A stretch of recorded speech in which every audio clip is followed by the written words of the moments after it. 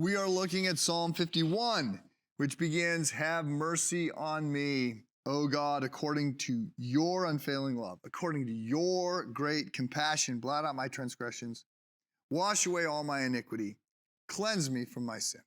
So I want to just hit pause for just a second to note how bizarre this is. I'm not talking about the events that sort of inform it, the adultery part. That's not surprising. We've seen way too much of that to be surprised by that. What is surprising is that David comes clean. What's surprising is that he wrote out and then circulated this very private confession. And then on top of that, the Jews keep it in their book, like their national hymn book. And so once a year, they come to this part where their leader, and David is he's not just the president or prime minister, he's the king. Like all three branches of government report to him. And he's not just that, he's sort of got this prophetic messianic appointment going for him, right? That Israel's sort of a theocracy, and it's not ultimately a theocracy at this point, but God has placed him there. He's got all that. He's a war hero. I mean, he's got credibility that he's got power that nobody's got. So it's not surprising that this person with all this power and all this status and reputation and money looks down from his balcony and sees a woman that he desires, and so he sends for her, and then she responds. You can't really say no to the king. It's not surprising. It's not surprising that when this leads to complications, and that he deals with the complications by having her husband die in battle.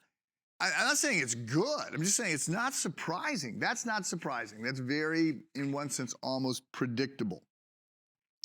What is amazing is, first of all, that Nathan goes and confronts David.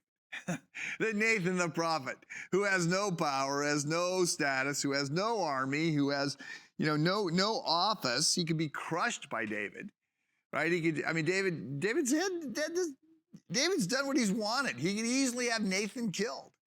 So it's a little surprising that Nathan goes in and confronts David. It's surprising then that David doesn't have him silenced. And it's surprising also that David then confesses. He owns it. He calls what he has done sin.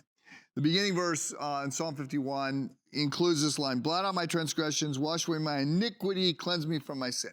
So 3 different words here, all sort of sin adjacent. I realize people don't like the word sin.